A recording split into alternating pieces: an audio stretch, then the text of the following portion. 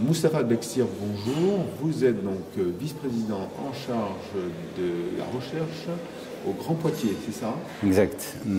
Je suis vice-président de la communauté urbaine en charge de l'enseignement supérieur. Alors, le Grand Poitiers, c'est une communauté urbaine qui a pour vocation les compétences d'une communauté urbaine.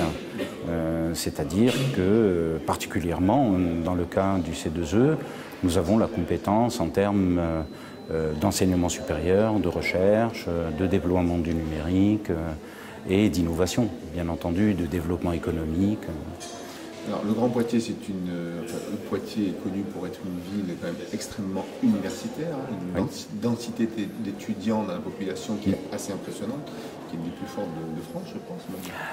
Alors, quand vous parlez de densité, oui, bien entendu, le rapport entre le nombre d'étudiants et le nombre d'habitants intramuros sur la commune de Poitiers est le plus important en France. Voilà, nous avons 27 000 étudiants pour 90 000 habitants pour la commune de Poitiers, et pour sa communauté urbaine, nous devons être 150 000.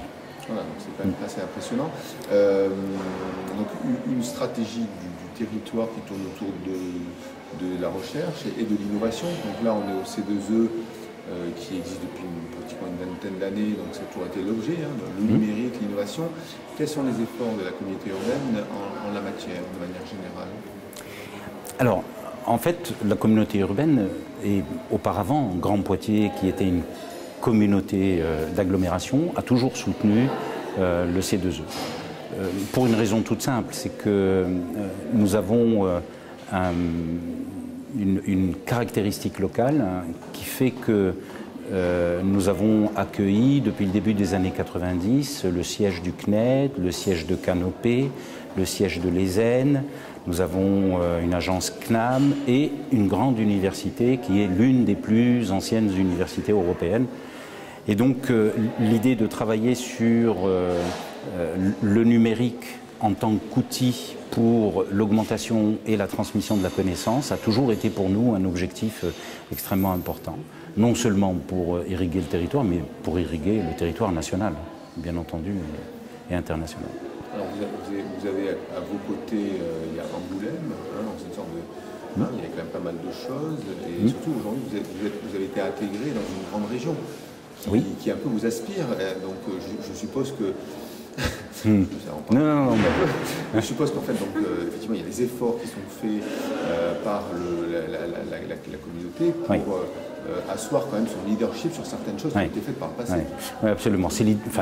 L'idée d'aspiration m'a fait sourire. Non, nous ne sommes pas aspirés par Bordeaux, bien au contraire.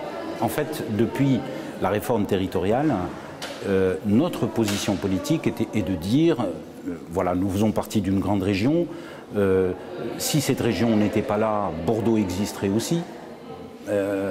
Et donc, pour nous, l'idée, ça n'est pas de résister, mais au contraire de travailler avec Bordeaux. Et je pense que dans ce cadre-là, Bordeaux a compris notre stratégie politique, qui est celle de dire que nous faisons partie de cette grande région et que nous avons aussi droit à un certain nombre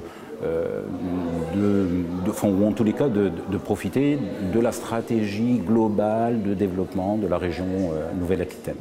Alors dans la stratégie de développement, il y a la connexion des universités, de ces grands établissements. Donc vous avez parlé avec le tissu économique, donc les entreprises. Je crois qu'il y a une partie de French Tech aussi. Donc absolument. Quels sont les efforts en fait Alors, au tout début, lorsque il avait été décidé que le numérique était extrêmement important et que la transition numérique devait démarrer beaucoup plus tôt que ne le prévoyaient les autres territoires, nous avons contribué à mettre en place un cluster qui anime la filière du numérique. C'est les réseaux des professionnels du numérique qui regroupent à peu près 130 entreprises sur l'ancienne région. Ce réseau des professionnels du numérique a passé une étape importante l'année dernière, puisque nous avions travaillé sur un hôtel, sur un tiers-lieu, un hôtel du numérique, qui aujourd'hui est en plein centre-ville, qui s'appelle Cobalt, et qui est animé par ce cluster. Pour nous, la transition numérique n'est pas simplement l'utilisation d'un outil pour faire quelque chose. C'est aussi contribuer au développement de l'outil lui-même. Au travers d'entreprises qui font du développement, non seulement du soft mais du hard, au travers de manifestations qui ont pour objectif de sensibiliser toutes les entreprises du territoire à intégrer le numérique dans la stratégie de leur développement. Vous, votre job, si je pourrais dire, c'est aider justement à l'animation de tout ça pour qu'il y ait une émergence de richesse. Voilà, on travaille en mode projet depuis 2008. Nous nous intéressons aux projets qui émergent et de l'université et des clusters qui animent les filières et des projets d'associations, etc. Et notre but, c'est d'évaluer la pertinence du projet. Et dès que l'évaluation est bonne, nous investissons dans le projet. Je parle d'investissement, ce ne sont pas des subventions qui sont données pour le fonctionnement de telle ou telle association. Ce sont des investissements qu'on fait au sein de ces associations, au sein de ces structures et de ces dispositifs, de manière à ce que, par la suite, ils peuvent créer de la richesse, ils peuvent animer une filière, contribuer à son développement. Merci.